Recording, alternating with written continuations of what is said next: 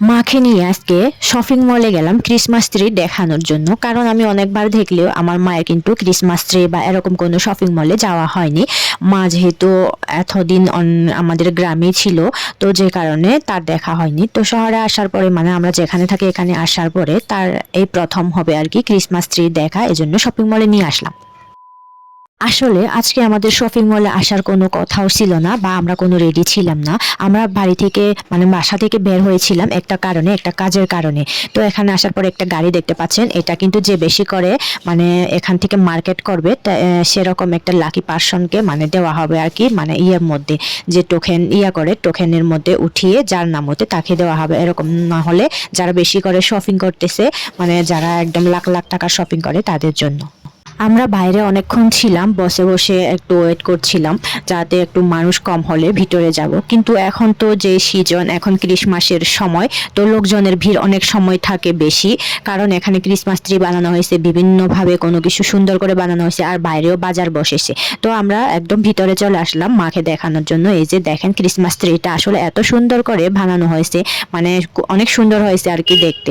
তো আমরা এটা দেখার পরে অনেক ভালো লেগেছিল। তো আমরা এখন উপরে চলে যাওয়ার জন্য মানে উপরে গিয়ে একটু দেখবো উপর থেকে কি রকম দেখা যায়। আমরা নিচে থেকে দেখলাম। তো এই যে দেখেন উপরে আসার পরে উপর থেকে ভিডিও করছিলাম।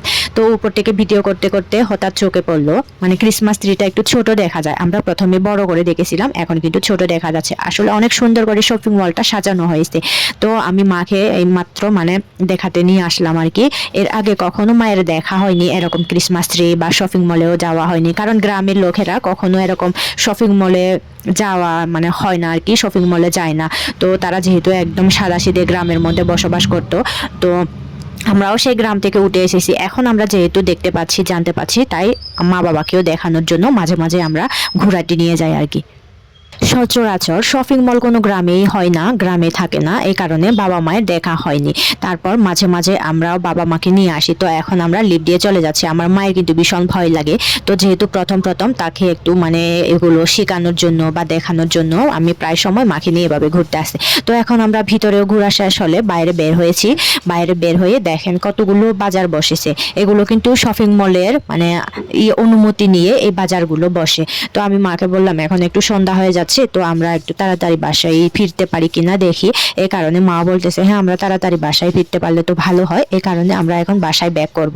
তো যাওয়ার সময় একটু একটু করে আপনাদেরকে দেখাই। আসলে শপিং মলটা বিশাল বড় একটা শপিং মল, আর অনেক সুন্দর করে বানানো হয়েছে। এই শপিং মলের ভিতরে কিন্তু অনেকগুলো মানে বাজার মার্কেট বা অনেকগুলো মানে থাকে আর কি, বিভিন্ন ধরনের ব্র্যান্ড থাকে, সব থাকে। তো যার যেটা পছন্দ আর কি, জুতা নিবেন নাকি কাপড় চোপড় নিবেন, ব্যাগ নিবেন, যে কোনো কিছু সবকিছুই কিন্তু শপিং মলের ভিতরে পাওয়া যায়, কিন্তু সেগুলো একটু দাম বেশি।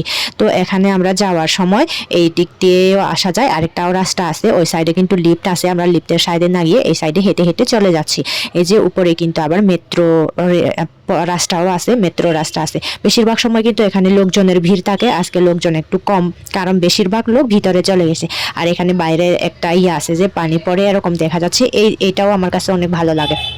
এটা একদম রাস্তা থেকেই দেখা যায়। তো বিভিন্ন লোকজন যখন ভিড় থাকে তখন কিন্তু এখানে বসে থাকে। এই যে এই সাইড দিয়েও কিন্তু যাওয়া যায়, এখানে কিন্তু লিফটের সাইড আছে, লিফটের সাইড দিয়েও যাওয়া যায়। আর লিফটের সাইড ছাড়া আর এক সাইডেও কিন্তু যাওয়া আসা করা হয়। লিফটের সাইড যেটা আছে শুধু উপরে যাওয়ার জন্য, আসার জন্য না। তো এই যে দেখেন রাস্তাঘাটগুলো, এই শপিং মলের পাশে কিন্তু এটা হচ্ছে মেইন রোড।